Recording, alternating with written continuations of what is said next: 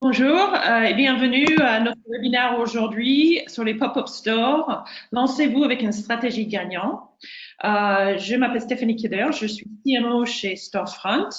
Je suis ici avec donc Chris Igwe de Chris Igwe International. Il est fondateur et président de ce cabinet de conseil. Je vais laisser Chris se présenter. Il y a aussi, en fait, on était prévu d'avoir Stéphane Artaud de Truffaut avec nous aujourd'hui. Il y a eu un empêchement. Donc, du coup, il y a Zoe Hopgood qui est Marketing Communication Manager de Storefront qui a fait une interview avec lui qu'on va pouvoir vous montrer. On avait enregistré. Et aussi, elle va vous partager la présentation que Stéphane avait préparée pour cet événement. Voilà, Chris, est-ce que tu veux te présenter pour démarrer?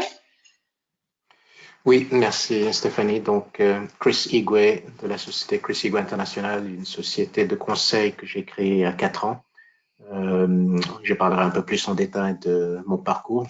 Et je suis également président, cofondateur d'une société qui s'appelle More or Less, que j'expliquerai également un peu en détail. Je suis basé en France depuis 23 ans et j'accompagne les enseignes principalement, mais de temps en temps les propriétaires et investisseurs également. Parfait, merci. Donc, je vais avancer. Donc là, vous avez l'agenda devant vous. On va faire juste une présentation très, très courte de Storefront pour ceux qui ne connaissent pas. Après, je vais passer sur les résultats d'une étude que nous avons fait courant le mois d'avril et mai. Donc, on a des résultats ici. Pour la première fois, on les diffuse en France. Ou même, en fait, c'est la première fois qu'on les diffuse en public. C'est aujourd'hui. Donc, vous allez voir cette information-là. Ensuite, comme je vous ai expliqué, on va avoir la vidéo et des slides sur l'étude de cas de Truffaut, qui a fait plusieurs pop-up avec Storefront. Et Chris, après, il va parler à la fin. Vous allez avoir aussi une session pour les questions-réponses. Donc, n'hésitez pas dans la partie chat de mettre vos questions. Et à la fin, on va passer sur une session de Q&A. Donc, n'hésitez pas à mettre vos questions là. Donc, Storefront, c'est quoi Storefront? Storefront, c'est un marketplace. Donc, c'est quoi un marketplace? En fait, c'est un site, une plateforme comme Airbnb que vous connaissez certainement. Nous sommes leaders sur la recherche des espaces retail éphémères. Donc, c'est pour les pop-up stores qu'on entend parler beaucoup. Sur notre site, vous pouvez trouver une large sélection d'espaces qui sont disponibles à la location de courte durée dans les grandes villes. Nous sommes présents dans beaucoup de villes dans le monde. Et nous avons, en plus de notre plateforme, un service de conciergerie pour aider les créateurs à trouver juste l'endroit qu'il faut et tous les services qui vont avec leurs besoins. Voilà. Petit souci, voilà. Donc, comme je vous ai dit, on est présent dans beaucoup de villes dans le monde. Aujourd'hui, on compte à peu près une trentaine de villes. Là, il y a une sélection ici. Surtout, ce qui est important, c'est qu'on est présents, des espaces disponibles dans les plus grandes villes retail, en fait, dans le monde. Et on a travaillé avec plus de 10 marques depuis le début de Storefront. C'est ça. Comme vous voyez, on a travaillé parmi ces marques, il y en a une sélection ici. Mais ce que je voulais vous montrer, c'est qu'en fait, le pop-up, c'est quelque chose qui est utilisé par les marques et les sociétés de plein d'industries différentes, de plein de tailles différentes. Ça peut être un créateur individuel. Il y a beaucoup, on voit de plus en plus ce qu'on appelle les DNVV. Donc, c'est les marques digitales qui existent d'abord sur Internet en e-commerce et qui souhaitent ensuite faire des tests dans le marché physique. Donc, on a beaucoup de marques comme ça, en plus des grandes marques, pas que du retail et du fashion, mais aussi digital, des services. Nous avons travaillé avec, par exemple, Facebook, Netflix, en plus des marques de mode. Donc, pour commencer par l'étude, donc je vais passer à ça. Nous avons travaillé avec la University of South Carolina aux États-Unis, en Caroline du Sud, avec le département ils ont un département qui est spécialisé dans le retail. Et nous avons fait une étude en ligne avec plus de 600 personnes qui ont répondu, en fait, non, juste en dessous de 600 personnes qui ont répondu à ce questionnaire sur le pop-up store. Comme vous voyez ici, de quelle industrie en fait ces gens sont venus. On a beaucoup de fashion retailers, comme vous voyez ici. Il y en avait 21%, par exemple, c'était les sociétés qui travaillaient dans le mode, mais on avait aussi beaucoup d'agences. Donc, on avait presque autant, en fait, même un peu plus d'agences que de fashion retailers. Mais après, les sociétés venaient de plein d'industries différentes. Vous allez avoir accès à ces slides à la fin du webinaire. On va vous les envoyer demain avec un enregistrement aussi de la vidéo. Ici, vous voyez que les sociétés, donc il y avait quand même des startups et des petites entreprises qui ont répondu. À 34%, c'était les sociétés qui avaient des revenus en dessous de 500 000 $ par an. Mais on avait après, c'est reparti, le 65% restant dans les sociétés plus grandes, jusqu'à plus de 20% étaient des sociétés de plus de 500 millions de chiffre d'affaires par an. Donc, c'est vraiment une étude. On a réussi, on était très content de voir qu'on a réussi à avoir une variété de personnes. Donc, ça donne quand même une bonne vue du marché du pop-up. Après, est-ce que c'était les bricks and mortar? Donc, on fait bricks and mortar pour c'est plus du classique, du retail, les grands magasins, les grandes marques, mais aussi du e-commerce qui est représenté à 40 et 31%. Mais dans les others, ce qu'on savait, c'était les sociétés qui faisaient les deux. Donc, vraiment, c'était, je dirais, moitié-moitié entre le digital et le physique qui ont répondu au sondage. Dans le profil des personnes qui ont répondu, on avait eu quand même une bonne partie de marketing, ce qui n'était pas étonnant, mais aussi beaucoup de dirigeants des entreprises qui ont participé au sondage. Après, c'est cité sur le produit, les ventes, l'événementiel, surtout dans les agences. Quand on leur avait demandé combien de fois ils ont fait les startups, en fait, on pense parfois une startup va être une fois, mais en fait, dans les gens qui ont répondu au sondage, ils ont fait plusieurs startups, 2 à 3, même plus que 3. Vous voyez que la majorité, en fait, ont fait plus d'un pop-up, ceux qui ont répondu. Donc, ce qui est bien pour nous, parce que ça nous donne vraiment des gens qui ont une bonne expérience et quand ils ont répondu aux questions, ils ont vraiment pu apporter cette expérience dans l'étude. Donc, quand on leur a posé les questions pourquoi est-ce que vous avez fait un storefront, un magasin éphémère, on leur a donné la possibilité de choisir toutes les réponses qui étaient valables. Et autant qu'on pensait que ça allait être des ventes, logiquement, on se dit on va faire un pop-up store, c'est pour vendre en physical, etc. Mais en fait, ce qu'on a vu, c'est que c'était le brand awareness qui était en premier. Et après, la connexion avec les clients. On parle de plus en plus aujourd'hui sur la connexion avec les clients, l'expérientiel qui devient de plus en plus important. Et les clients y voient, mais encore plus aujourd'hui qu'avant. Et ça se voit dans le résultat de cette étude. Après, c'est aussi les événements et de lancer des lancements de produits. Et les ventes, en fait, c'était en 5e position parce qu'on avait trouvé ça assez étonnant. Donc là, quand il fallait choisir les plus importants, la première question, ça, on leur a donné la possibilité de choisir tout ce qui était valable. Et si c'était les questions qui étaient les plus importants, ça revient, en fait, c'est de créer la connexion avec mes clients. Ça, c'est souvent aussi pour les sociétés d'e-commerce qui ont plutôt une relation virtuelle ou digitale avec leurs clients. Le fait de créer un pop-up, ça leur donne la possibilité de se rencontrer en vrai. Donc, est-ce qu'ils ont été contents de leur expérience? Comme vous voyez ici, 4 étaient successful, en fait, le plus de succès. Et on voit que la majorité des pop-up ont été considérés comme un succès. Quand on regarde dans le détail, dans le other, c'est un petit pourcentage. Les raisons pour lesquelles ça n'avait pas marché, c'était un manque de trafic, ou ils n'avaient pas mis assez de budget, ou du PR dans le succès. Mais ça reste quand même très minoritaire par rapport à toutes les personnes qui ont eu un succès avec leur pop-up. Donc ici, c'est juste quelques, et je ne vais pas vous lire tout, vous aurez les slides après, quelques réponses des personnes, et je pense que c'est ce premier qui est très important quand on a demandé comment est-ce qu'ils ont jugé le succès d'un pop-up store. Cette première question, ça dit tout en fait, tout ce qu'on peut faire avec un pop-up store. Ils ont eu des millions d'impressions sur le site et plus de visiteurs sur le site web. Ce qui peut être contre-intuitif, le fait de dire que je vais faire un pop-up physique et ça va générer plus de visites sur notre site web. Mais en fait, les études, celui-ci et aussi d'autres, montrent que quand on fait un pop-up store, on a beaucoup plus de visites sur notre site Internet. Ce qui est très bien pour des gens qui font de la vente aussi en ligne. Souvent, les pop-up stores même, c'est pour voir les produits, mais la commande se fait en ligne après. Ils ont une augmentation de trafic sur cette période.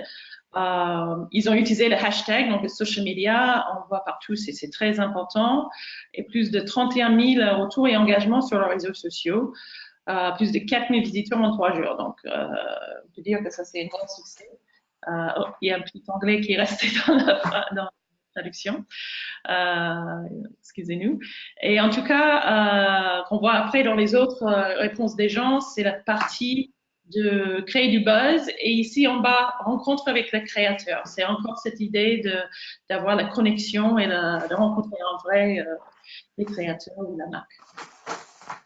Quand on choisit son espace, donc nous, on a une plateforme de choix, donc on a beaucoup de critères qui sont disponibles pour les filtres de search, mais le trafic, le nombre de personnes qui passent dans le quartier devant le magasin reste le critère le plus important dans le choix d'un espace. Et on avait vu aussi dans le succès ou l'échec que ça aussi, ça peut avoir un impact.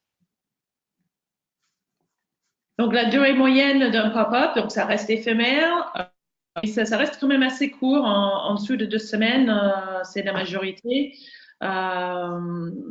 Ou jusqu'à 3 mois. On a quelques personnes qui ont dit qu'ils ont fait des pop-up plus de 3 mois, mais ça reste quand même généralement plutôt court.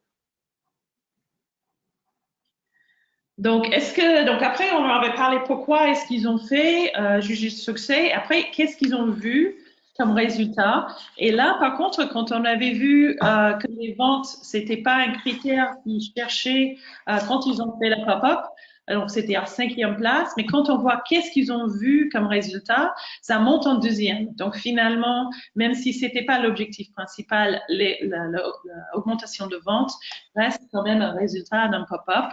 Et bien sûr, la visibilité, le brand awareness, le buzz, ça reste vraiment top. Le pop-up quand même reste un outil marketing pour faire du buzz et ça marche pour ça.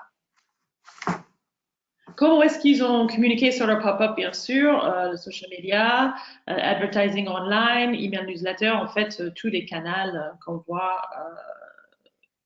dans le mix marketing d'aujourd'hui.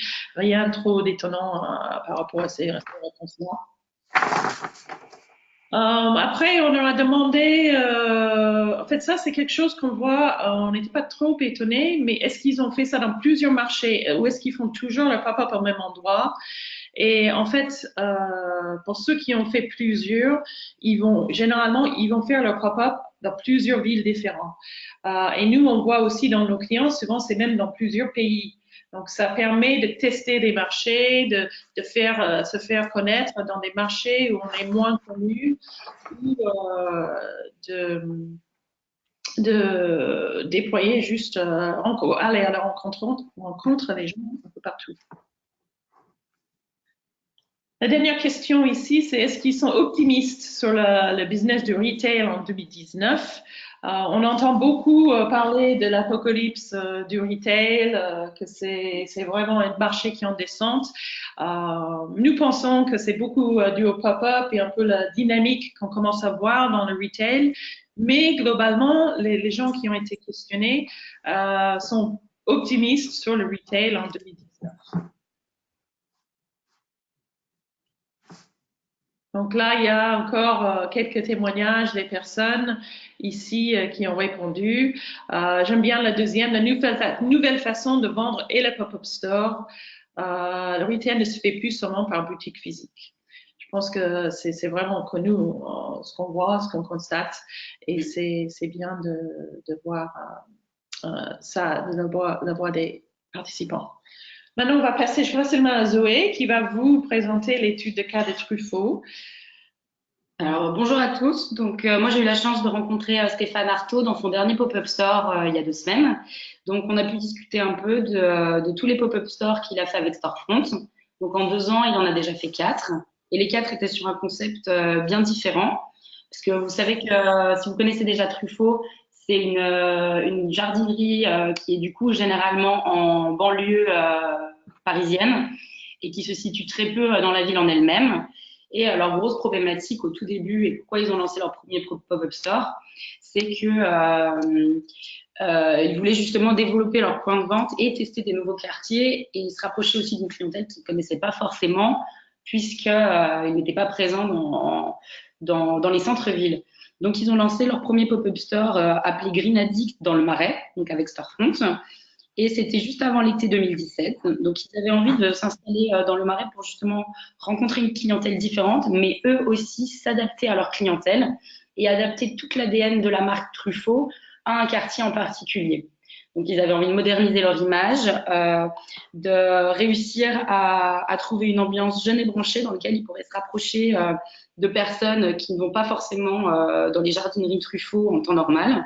Et pour ça, ils ont créé toute une ambiance green avec de grandes décorations, une image beaucoup plus dynamique. Ils ont répondu aux codes et aux attentes du quartier du Marais.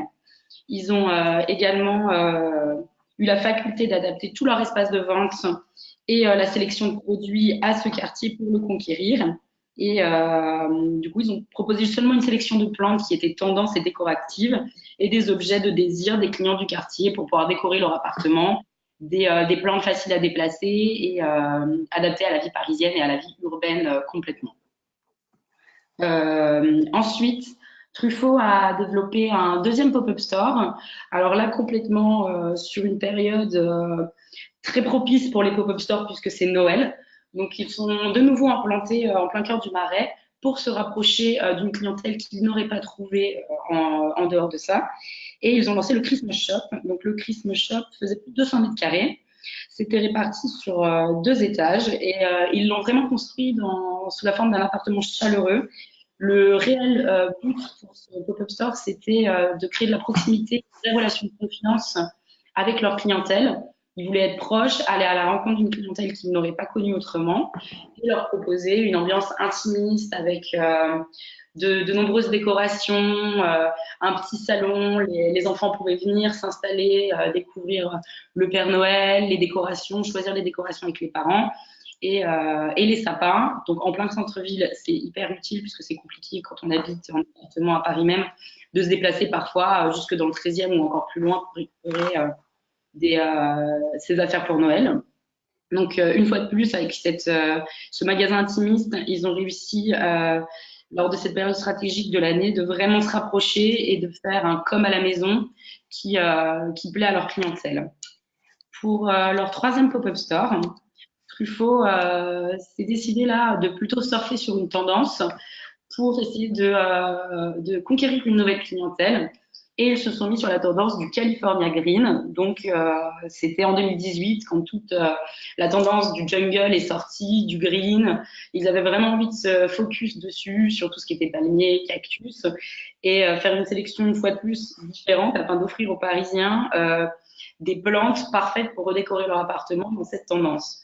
Donc, ils ont appuyé leur ADN de marque seulement sur ce secteur de leur marché. Ils ne proposaient rien d'autre à part des plantes.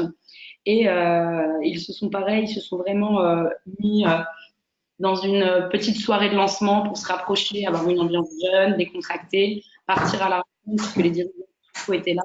Et les créateurs, du coup, voulaient vraiment être proches de Paris et de la clientèle qui ne peuvent pas toucher en dehors de ça. Ça a vraiment dynamisé leur image de marque, ça leur a permis de faire le buzz et de vraiment communiquer sur le fait qu'ils ont des plantes décoratives dans leur boutique et qu'ils ne font pas seulement du jardinage et les produits classiques lorsqu'on a un jardin en fait.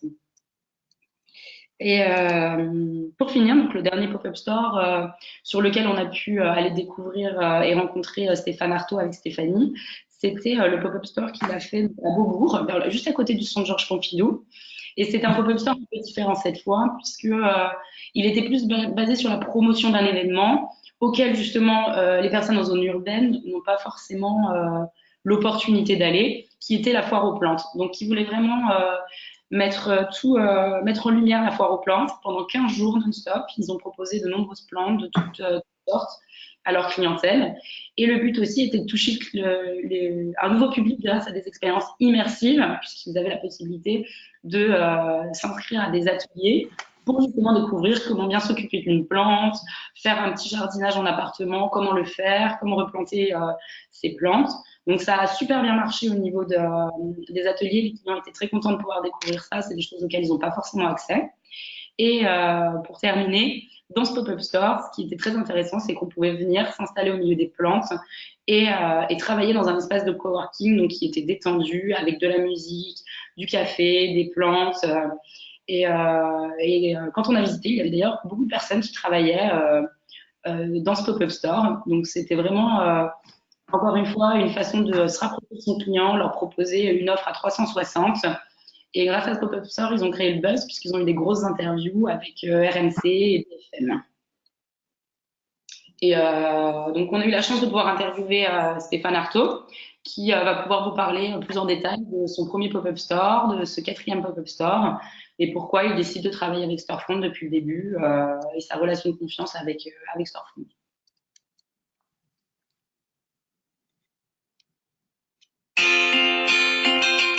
Alors, chez Truffaut, je suis directeur du magasin de PRG, de Paris Rive Gauche, dans le 13e arrondissement.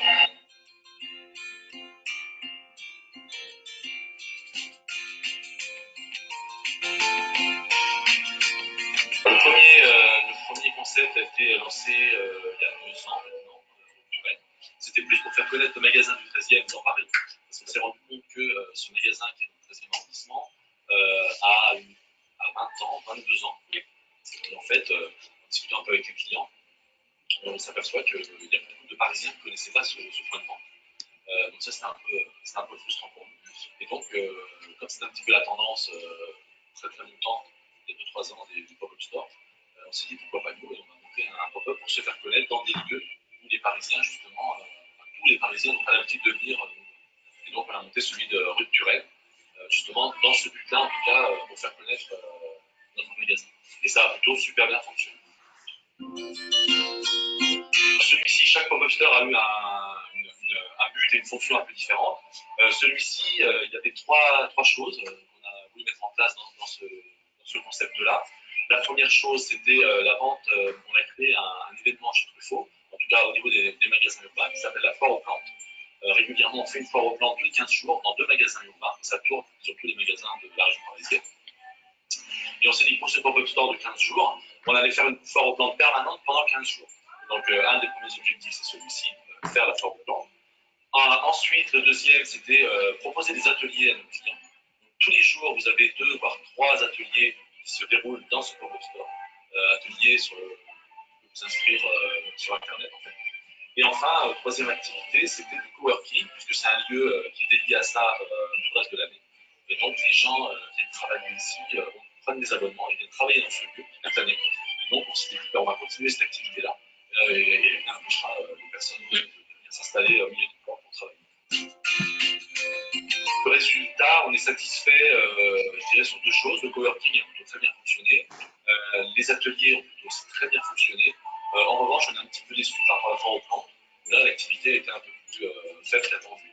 Mais sur l'ensemble des magasins, de manière générale, le mois de mai n'a pas été très jardin, etc. Parce que c'est ça qui a plu. Les ventes de plantes sont un petit peu en deçà de ce qu'on a fait. Mais en termes d'ateliers, les gens se sont beaucoup inscrits. On a eu aussi des belles retombées médiatiques. On a fait notamment un beau reportage avec RMC sur la télévision qui a bien fonctionné. Je dirais que c'est une question de fidélité et ça s'est super bien passé la première fois avec Fanny, qui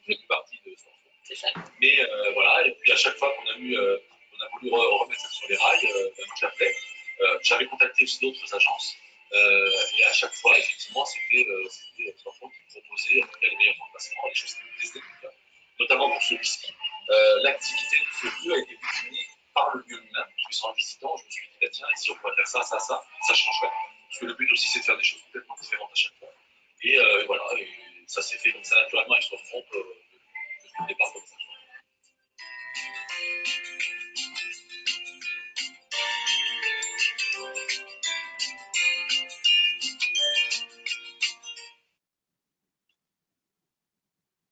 Ok, bah, merci Stéphane et aussi Zoé pour cette présentation. Pour l'avancer. Voilà, maintenant on va laisser la main à Chris Igwe. Chris?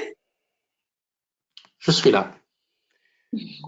Donc, bonjour à tous. Merci à Stéphanie et Zoé d'avoir fait la présentation et de nous poser un peu la situation concernant les pop-up. J'ai trouvé l'étude très, très intéressante et très riche, en fait, en termes d'informations. Donc, bravo à vous. Je vais passer quelques minutes juste pour expliquer un peu mon parcours qui est différent de Stéphane, évidemment, de Storefront. Dans un premier temps, je suis fondateur et président de ma propre société, Chris Igwe International, que j'avais eu pendant 5 ans avant de rejoindre une grosse société, avant de me refaire il y a 4 ans, se disant que le conseil indépendant était plus intéressant. Donc, Chris Igwe International s'occupe principalement de tout ce qui est conseil de manière générale. Et j'ai une autre société avec un ami qui s'appelle Pierre Combet. On est cofondateur d'un cabinet qui s'appelle More or Less. Et More or Less, ça concerne uniquement les enseignes. Je vous expliquerai un peu plus dans le détail. Alors, j'ai commencé plus tardivement, je dirais, dans le métier. J'avais passé 10 ans en tant qu'ingénieur civil de formation principalement britannique. J'ai eu le plaisir de travailler sur des gros projets internationaux que vous connaissez certainement. L'image à gauche, si vous êtes des fans de James Bond, j'étais responsable de ce projet-là en termes de la façade extérieure, qui était une expérience fantastique. Ou sinon, Stansted Airport, qui est le 3e aéroport en Angleterre, avec un concept innovant à l'époque, avec des grands architectes internationaux. Ensuite, je suis passé, avant de rejoindre Gap, celui-ci, c'est le magasin qui se trouve sur les Champs-Élysées. C'était le premier démarrage, je dirais, de Gap de manière très forte en Europe. Mais avant cela, j'étais directeur immobilier chez Foot Locker pour essayer de repositionner la marque à l'époque qui n'allait pas très bien. Donc, on avait 200 magasins en 8 pays et malheureusement, le concept n'était pas aussi défini que souhaité. Après, je suis passé par ICSC, la Fédération internationale des centres commerciaux, directeur de CBRE en ce qui concerne cabinet immobilier numéro 1 dans le monde avant de créer ma société. Et voilà, je suis très actif dans différents secteurs. Alors, ce qui est important par rapport à ce que je voulais dire, c'est que justement mon rôle, pour expliquer la situation, c'est que mon rôle et d'accompagner, depuis que j'ai créé ma société, d'accompagner les enseignes, quelle que soit la taille, en fait, c'est pas 100 mètres carrés, mais 50 mètres carrés jusqu'à 14 000 mètres carrés pour Costco, par exemple. Je me suis spécialisé un peu dans les marques premium, je dirais, et puis leur positionnement dans un paysage international, c'est-à-dire on commence avec la stratégie, on en parlera peut-être dans un instant. C'est quoi la stratégie de développement? Quel est le choix du pays? Stéphanie a parlé du fait que les pop-up, par exemple, sont dans plusieurs pays à la fois. Ça dépend. Dans un premier temps, pour une enseigne ou une marque, c'est d'identifier sa place en fait dans un marché particulier. Si je prends l'exemple de Michael Kors que j'ai pu faire venir en France dans un premier temps, en 2011, la réflexion était très profonde. C'est-à-dire que quels sont les pays? Est-ce que c'est rive gauche, rive droite? Est-ce que le choix sera de faire un format classique américain ou est-ce qu'il faut faire plus grand? Donc tout cela, ça joue également quand on crée un pop-up. Parce que ça c'est le b.a.-ba du développement. Alors, c'est pas toujours des belles histoires. Parfois, les enseignes et les marques doivent se repositionner, doivent quitter. Donc, j'ai fait rentrer est sorti en Build-A-Bear Workshop. Peut-être la plupart n'ont pas connu cette marque en France. Malheureusement, elle a duré que 3 ans parce que le marché français n'a pas accepté le fait de créer son propre ours ou poupée ou peluche. C'était pas forcément quelque chose de très français à l'époque. Donc, parfois, il faut les rentrer, il faut les sortir. Même chose pour Tesco ou même repositionnement de Disney Stores qui souhaitait identifier, repositionner en fait la marque d'une manière internationale ou même avec Swarovski pour un projet confidentiel, mais pour étudier le marché mondial. Alors, le rôle d'un conseil, c'est pas uniquement du côté des enseignes et des marques, mais vous avez des propriétaires. Donc, pour certains, et je reviendrai sur celui qui est à gauche, qui est rue de la République à Marseille, où effectivement, j'ai travaillé avec Storefront sur ce projet-là. Sinon, c'est parfois des nouveautés comme la chute libre iFly à Paris, qui se trouve à la Villette, ou la Samaritaine à l'époque, où c'était pour identifier plutôt le positionnement du grand magasin tout au début du projet. Puis à droite, c'est Covent Garden à Londres. Je vais vous en passer un peu de cela. Donc, j'arrive sur le pop-up qu'on a fait dans le Marais. Et pour celui-ci, j'ai eu le plaisir de travailler avec Storefront, c'est justement pour Seven for All Mankind. Ceux qui connaissent pas la marque, bon, vous avez les images là, c'est la référence mondiale de jeans, qui était numéro 1 de très loin pendant de longues années, qui appartenait à un groupe qui s'appelle VF Corporation, mais ça a été racheté il y a 1 an et demi maintenant de VF. Donc c'est un autre groupe qui détient la marque et donc j'ai représenté en fait cette société pendant la transition, donc l'achat et la fusion et surtout le déploiement de certains magasins. Alors, on a choisi de faire un pop-up à Paris parce que à l'époque, la marque se trouvait sur la rue Saint-Honoré, parce que c'était une marque premium plus même, pas luxe. Donc, l'idée n'est pas de se retrouver, par exemple, sur la rue du Faubourg Saint-Honoré, mais plutôt la rue Saint-Honoré dans les marques premium classiques. Par contre, et ça c'est un élément important dans tout ce qui est l'approche d'un pop-up, c'est que Seven for All Mankind souhaitait se repositionner. Enfin, c'est un travail qui maintenant est bien lancé depuis 1 an, voire plus.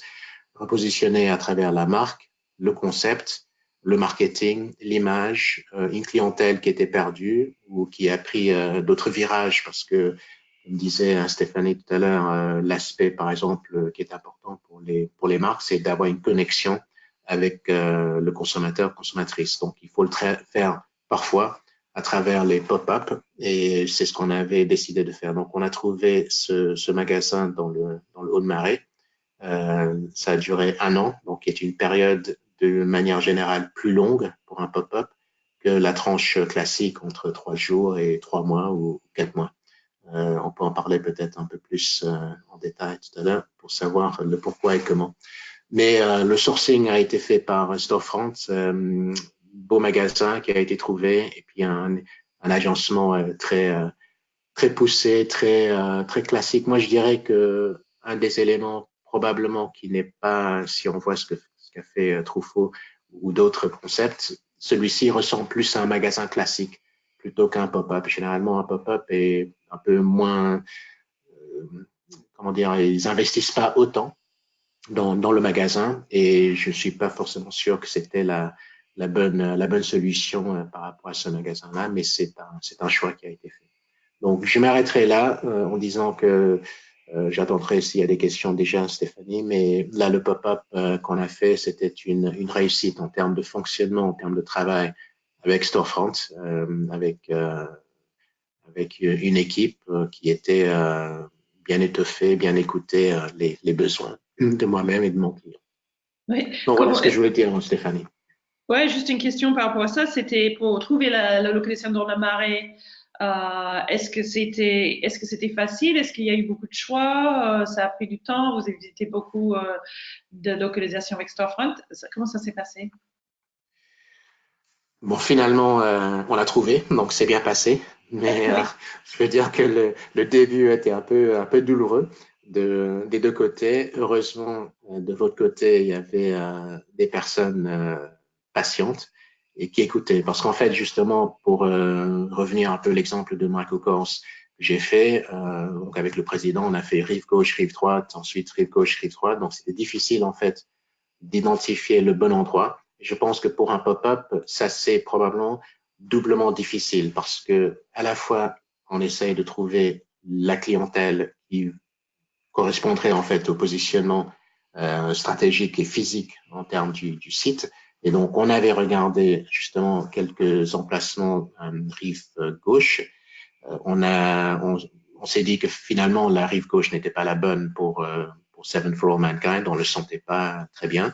Et donc on a regardé un certain nombre de sites sur la rive droite, entre la rue du Faubourg Saint-Honoré, quelques rues perpendiculaires ou adjacentes et le Marais, sachant que évidemment l'aspect financier joue, quelle que soit la situation, et surtout puisqu'on souhaitait prendre un bail, enfin une location plus longue, je dirais, que d'habitude. Et donc, c'est vrai que c'est, en faisant ces recherches avec vous, ça a mis du temps parce qu'il fallait que le client Seven, donc c'était pas ma décision évidemment, moi je les accompagnais, il fallait que Seven décide parmi les différents choix. Donc, pas facile au début, ça a pris, je dirais, on a commencé en mois de fin octobre et on a fini en termes de choix, je dirais 4 mois après. Donc, moi personnellement, je trouve que c'est long, honnêtement, en termes du process, mais parce que les emplacements ne sont pas toujours disponibles, mais c'était aussi compliqué par la visibilité, la façade, tout ce que souhaitait la marque. Donc, 4 mois à peu près pour trouver, et puis 2 mois encore pour signer. D'accord. Ça doit varier d'une marque à l'autre dans le temps que ça prend par rapport à leurs besoins, en fait, leurs objectifs et leurs attentes. Oui, c'est vrai. Oui. Je pense que l'autre élément, c'est la partie internationale et nationale. C'est-à-dire que si les enseignes ou le concept ou la marque qui souhaite se positionner a déjà une antenne assez présente, je dirais, dans le pays, que ce soit la France, États-Unis ou ailleurs, peut-être ça aurait été plus facile et plus fluide. Mais là, pour une marque qui est basée en Suisse en termes de son siège européen, c'était difficile en fait d'avoir, même s'il y a un siège en France, mais j'ai traité directement avec les US, avec la Suisse, pardon. Donc c'était aussi un échange qu'il fallait avoir régulièrement pour leur expliquer le marché, pourquoi c'est de telle C'est un restriction. peu ce qu'on voit. Oh, pardon.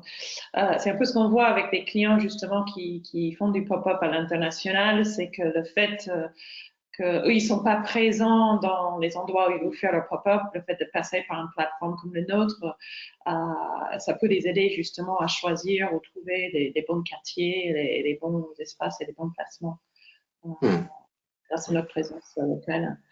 Il y avait une question d'une Jérémy est-ce que le local du coup pour Seven for Mankind, est-ce que c'était dédié à l'éphémère? Je ne sais pas si tu sais ça ou pas.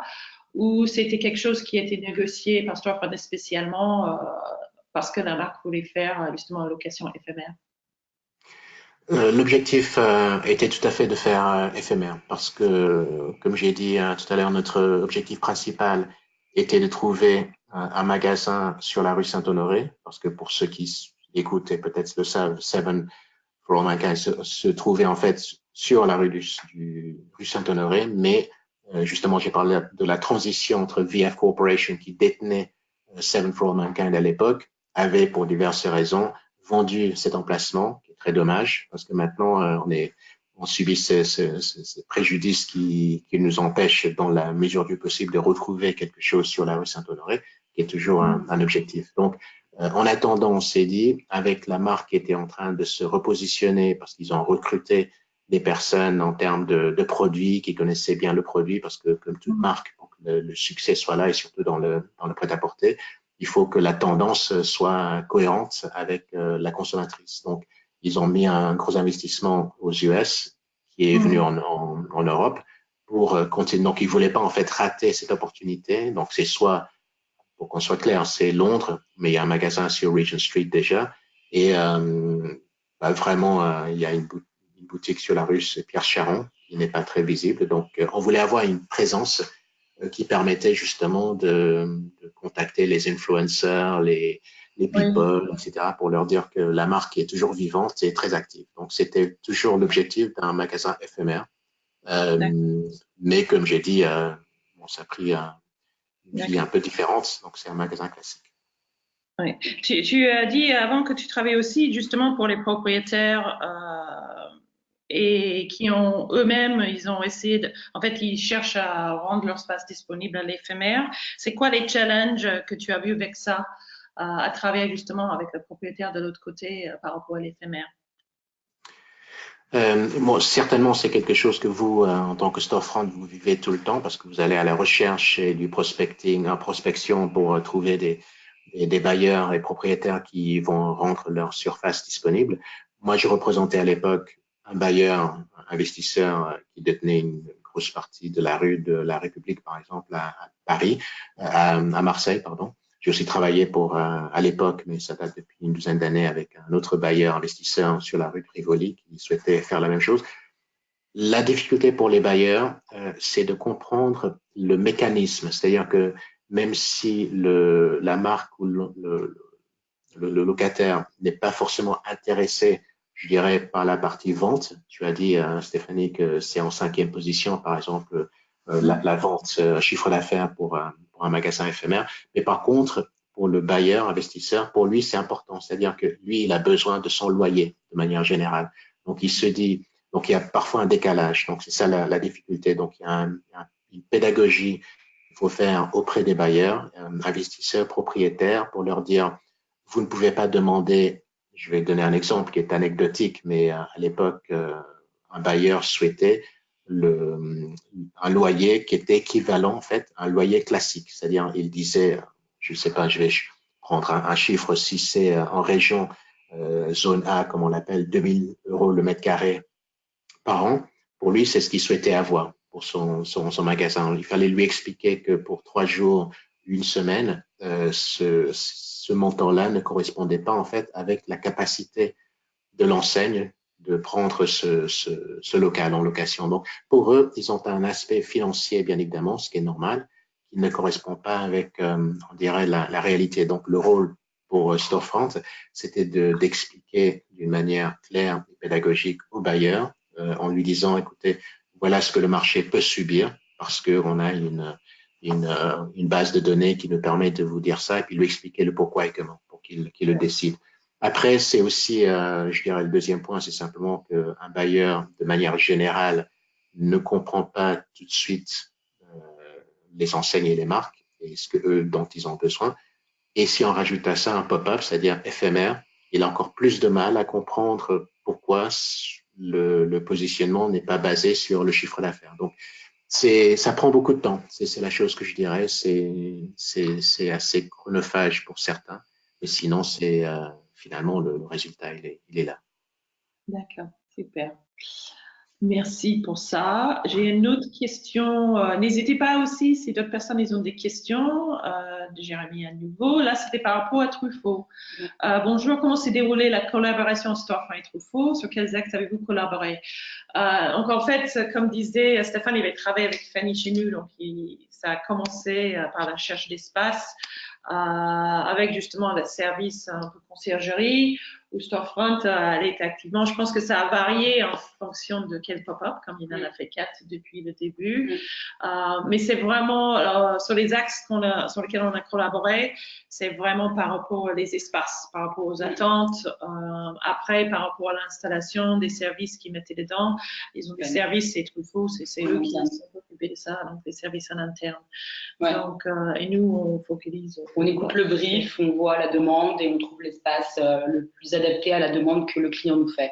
Après, tout ce qui est interne, c'est fait directement par l'entreprise. Ouais. Mais il y en a, la majorité, je dirais, les espaces qui sont trouvés, c'est des gens, en fait, ils font la demande directement sur le site. Ils sont en contact directement avec le propriétaire via la plateforme. Donc, je dirais que la majorité, pas tous, mais ça se passe comme ça. Donc, il y a les deux. Donc, après, dernière question, je pense pour Chris. Là, tu as travaillé, du coup, les marques que tu avais parlé, c'est de beaucoup de marques internationales, des retailers aussi. C'est quels aspects, qu'est-ce qui est le plus important pour que le process soit le plus facile, en fait, ça se passe le mieux possible? Est-ce qu'il y a des conseils? Je dirais la première chose faut revoir surtout du côté de la marque, c'est d'avoir une stratégie claire. Bon, mis à part le fait que, comme j'ai dit, rive gauche, rive droite, quelle rue, bon, ça c'est un peu normal, je dirais, pour la réflexion d'une enseigne ou un concept, donc pas de problème. Mais une fois que la stratégie a été définie, il faut la maintenir. Si je prends l'exemple de Seven, comme j'ai dit, ce magasin ressemble plus à un magasin classique qu'un pop-up, qui n'était pas l'objectif du départ. Au début, c'était vraiment peut-être quelques couches de peinture, quelques meubles, mais pas forcément plus. Mais c'est vrai que ça a pris une ampleur beaucoup plus importante que ce qui était prévu. Bon, finalement, le côté visuel, c'est fantastique, mais est-ce que le résultat est le même? Donc, il fallait que la stratégie soit maintenue du début à la fin, de toute personne du côté de l'enseigne et du côté, que ce soit storefront ou moi-même, pour essayer de maintenir cette ligne. Également, on a basculé entre 3 mois, un an. On avait même parlé de prendre le bail pendant plus longtemps. Bon, finalement, ça a été pris pendant un an. Là aussi, il faut définir dès le début parce que la négociation joue sur effectivement le plus long que ce soit, plus intéressant pour l'enseigne. Mais à l'inverse, si effectivement ça ne marche pas aussi bien ou la clientèle n'est pas au rendez-vous, ça peut impacter, je dirais, la perception interne de la part de la marque. Mais sinon, une fois que la stratégie est faite, c'est d'être le plus cohérent. Par contre, je pense que ça c'est important, bon, je l'ai déjà dit à Storefront à l'époque, ce qui est important dans la négociation et surtout pour une enseigne étrangère qui arrive pour la première fois, il y a plusieurs éléments, soit juridiques, soit en termes de chiffres, qu'il faut bien expliquer également au fur et à mesure. Donc, il ne faut pas imaginer que tout a été compris pour que également il y ait pas de malentendus pendant les discussions, voire négociations. Donc, stratégie très claire, information très précise sur le déroulement juridique et financier. Et bien évidemment, après, c'est juste du, c'est du classique. Il n'y a pas de grosses surprises. Oui, super, ben, merci. J'ai Jérémy aussi qui demande, donc, avez-vous des demandes d'ordre? Il faut des projets globaux, recherche de lieux, aménagement de lieux. En fait, de côté storefront, on s'occupe que de la recherche des lieux. Après, il y a des partenaires avec lesquels on a travaillé ou des agences. Mais par rapport à les projets, la participants de storefront, c'est surtout sur la recherche des lieux. Enfin, pour les services de gestion d'équipe, de vente, etc. C'est pas quelque chose que s'occupe storefront. Après, vous pouvez trouver plein de conseils sur notre magazine où justement on vous donne plein de conseils pour comment décorer votre boutique, comment engager les bonnes personnes pour votre pop-up store. Donc n'hésitez pas à aller visiter, vous trouverez plein d'idées, plein de trucs et astuces pour votre pop-up store. Tout à fait. Bah, je pense que c'est tout le temps qu'on a aujourd'hui. N'hésitez pas, il y a nos emails ici si jamais vous avez des questions après, par la suite. Merci Chris, c'était vraiment sympa de participer avec nous aujourd'hui. Merci beaucoup. Merci pour cette invitation. Au revoir, bonne journée. Merci, au revoir tout le monde. Au revoir.